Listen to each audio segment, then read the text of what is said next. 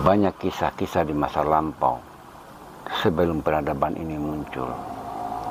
Di saat itu, peradaban manusia pun semakin canggih. Namun, hukum dan keadilan dipermainkan oleh manusia saat itu.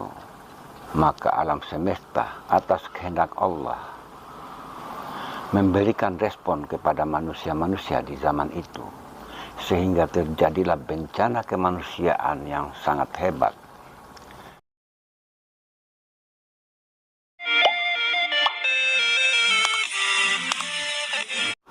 Bila manusia tidak mampu menegakkan hukum, menegakkan keadilan, senantiasa mempermainkan hukum, tidak jujur, saling menjatuhkan, saling sikut, ambisi, berebut kekuasaan, maka semesta akan mengambil alih. Alam semesta sendirilah yang akan menyelesaikan itu. Semesta akan melakukan dengan caranya sendiri. Adanya fenomena kejadian bencana alam dan peperangan yang terjadi akhir-akhir ini, itu semua ada hubungannya dengan kemunculan Satrio Piningit. Dan ini sebagai pertanda yang sangat nyata bahwa Satrio Piningit itu atau Imam Mahdi, dia akan muncul tidak lama lagi. Karena dunia ini butuh seorang pemimpin yang berhati mulia, berhati suci. Tentu itu muncul dari seorang manusia yang memiliki akal budi yang luhur. Orang yang akan memimpin umat di akhir zaman ini adalah titisan atau reinkarnasi dari orang-orang terdahulu, adalah tajalli dari Nur Muhammad, bukan sembarang orang. Orang yang akan memimpin, yang akan menegakkan keadilan, tidak bisa sembarangan. Dia harus memiliki kemampuan yang super. Artinya, orang yang akan memimpin di akhir zaman ini, dia harus memiliki kemampuan yang luar biasa. Dia harus membawa tanda-tanda kekuasaan Allah. Dia harus membawa bukti-bukti kekuasaan Tuhan sebagai penguasa langit dan bumi. Jadi, Satrio Piningit ini, beliau memiliki kemampuan melebihi kemampuan nuklir sebenarnya. Artinya apa? Bila manusia bisa menciptakan nuklir dengan kemampuan ilmu pengetahuan yang dimiliki, apalagi Allah Tuhan semesta alam,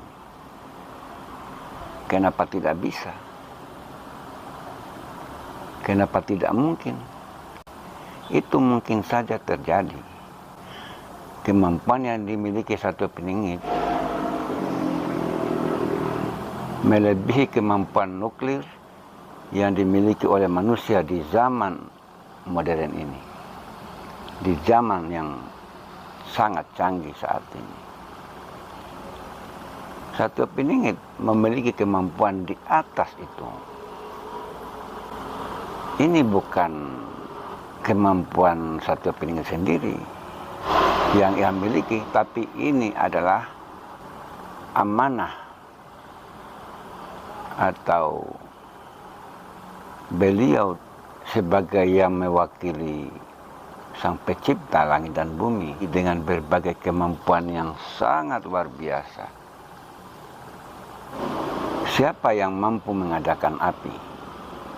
Manusia siapa yang bisa mengadakan angin? Yang bisa mengadakan air? Yang mengadakan tanah? Tidak ada manusia satupun yang mampu mengadakan ini atau yang menciptakan 4 elemen ini. Hanya alam semesta atas kehendak Allah, Tuhan yang Maha Kuasa. 4 unsur yang dimiliki oleh semesta sebagai sumber kekuatan energi yang saat ini di akhir zaman ini dikelola oleh manusia, sehingga muncullah peradaban yang seakan-akan peradaban ini disebut dengan peradaban canggih. Padahal kecanggihan peradaban ini bila tidak disertai dengan penegakan hukum, keadilan, maka bisa jadi peradaban yang modern ini, yang sangat canggih saat ini, bisa akan musnah seketika. Banyak kisah-kisah di masa lampau sebelum peradaban ini muncul. Di saat itu, peradaban manusia pun semakin canggih. Namun, hukum dan keadilan dipermainkan oleh manusia saat itu. Maka alam semesta atas kehendak Allah memberikan respon kepada manusia-manusia di zaman itu, sehingga terjadilah bencana kemanusiaan yang sangat hebat yang tidak bisa terbendung. Dan kejadian seperti ini, Allah, Tuhan semesta alam, menunjukkan kemahabesaraannya, menunjukkan kemahakuasaannya kepada manusia-manusia sebagai ciptaannya.